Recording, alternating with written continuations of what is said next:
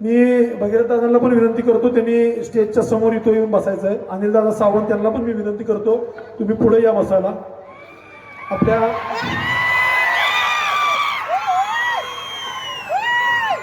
आणि आबांचं आबा चालू करा. छत्रपती शिवाजी महाराज सर्वांना मानाचा मुजरा करतो. आणि आज सकल मराठा समाजाच्या वतीनं जो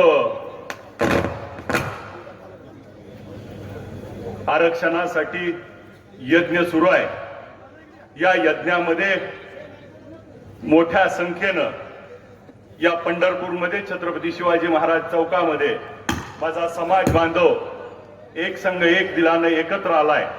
आणि मग आरक्षण मिळण्यासाठी मनोज जरांगे पाटलांनी सुरू केलेला लढा, या लढ्याला आपल्या सगळ्याचा पाठिंबा. आणि त्या ठिकाणी 14 तारखेला मोठ्या एकसंघ ताकदीनं तिथं उपस्थित राहण्याच्या आव्हानासाठी येत आहेत. मी मनोज जरांगे पाटलांचं त्या ठिकाणी अंतरवलीला जाऊन त्या ठिकाणी भेट घेतली.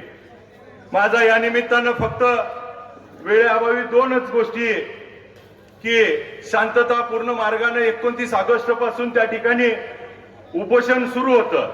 मग उपोषण सुरू असताना त्या गावामध्ये 10 जण उपोषण करत असताना सरकारनं त्या ठिकाणी एवढा मोठा 2500चा पोलिसांचा ताफा तिथं का पाठवला, हा सगळ्यात महत्वाचा या आंदोलनातला विषय. कारण 2500 पोलीसच तिथं गेले नसते तर लाठीचार्ज झाला नसता.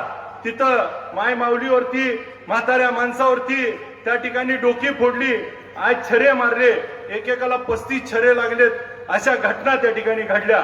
जर त्या ठिकाणी पोलीसच गेले नसते तर त्या ठिकाणी मग पोलीस नेमके कोणी पाठवले. आणि मग परवा आपल्याला देखील माहिती आहे की देशामध्ये एक विशेष अधिवेशन त्या ठिकाणी बोलवलं आणि त्या अधिवेशनामध्ये त्या ठिकाणी आरक्षणासाठीच त्या ठिकाणी अधिवेशन बोलवलं होतं 5 दिवसाचं. आणि मग आरक्षणाचाच मुद्दा होता. तर त्या ठिकाणी आपल्याला महिलांना आरक्षण दिलं पाहिजे, त्या मताचा त्या ठिकाणी शरदचंद्र पवार साहेबांनी महाराष्ट्रात पहिल्यांदा त्या ठिकाणी दिलं.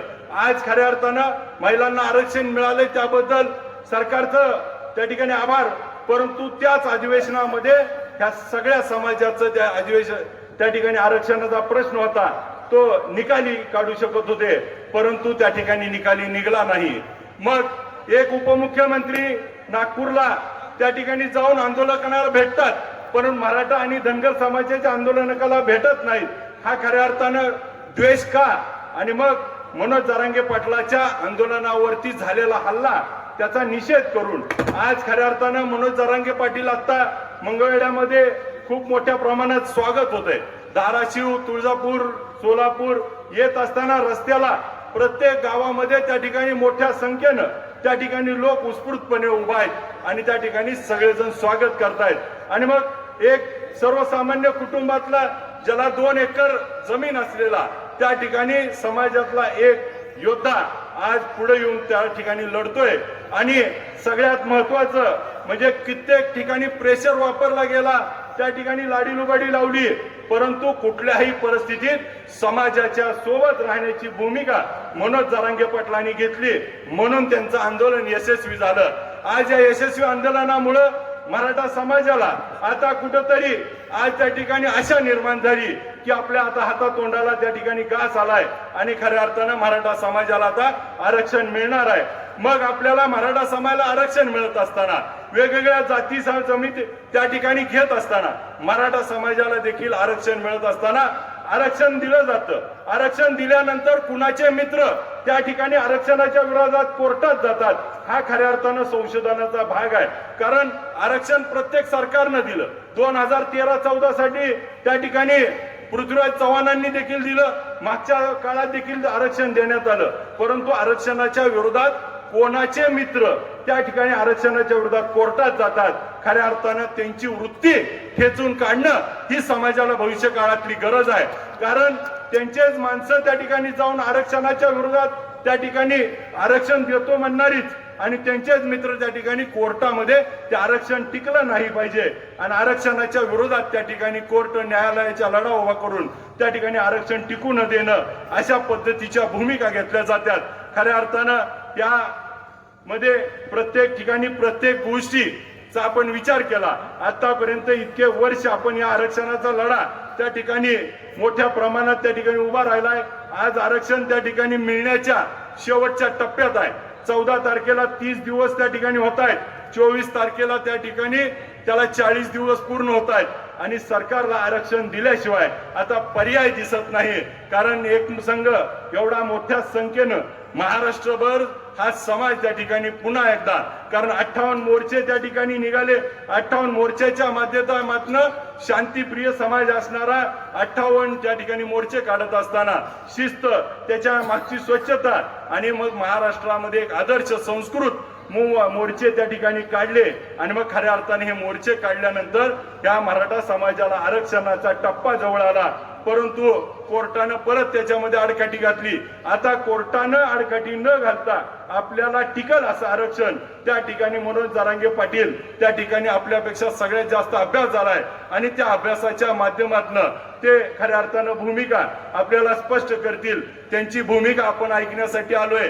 खऱ्या अर्थानं प्रदीप सोळंके सरांचं त्या ठिकाणी जोरदार सुरू होतं, परंतु आमच्या सगळ्यांचा डेटा होता की आपण देखील आपली भूमिका मांडली पाहिजे.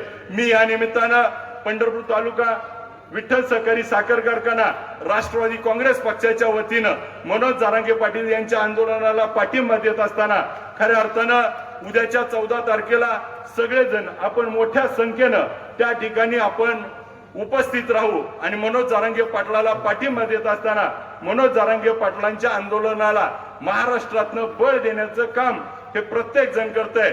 जसं आता मंगळवेढ्यातून 1000 गाड्याचं नियोजन त्या ठिकाणी करण्यात आलं. पंढरपुरातून देखील मोठ्या प्रमाणात आपण मोठ्या संख्येनं त्या ठिकाणी जाऊ आणि त्या ठिकाणी आरक्षणाच्या या लढाईमध्ये आपली देखील खारीचा वाटा उचलू. आपल्याला फक्त त्या ठिकाणी जाऊन त्या ठिकाणी त्यांना पाठिंबा द्यायचा आहे. 17 दिवस बिना अन्न पाण्याचं आणि त्यांची तब्येत बघितली तर तेवढी त्या ठिकाणी नसताना देखील, आजारी असताना देखील एवढ्या ताकदीनं त्या ठिकाणी आपलं उपोषण काही कसल्याही भूलथापा न पडता आज आपल्याला सगळ्याला माहिती आहे अर्धा डझन मंत्र्यापेक्षा मुख्यमंत्र्यासहित सगळे त्या ठिकाणी येऊन गेले. आज पवार साहेब त्या ठिकाणी येऊन गेले. मंत्री तर रोज त्या ठिकाणी येत असताना खांद्यावरती हात टाकला तर आपणही करतो.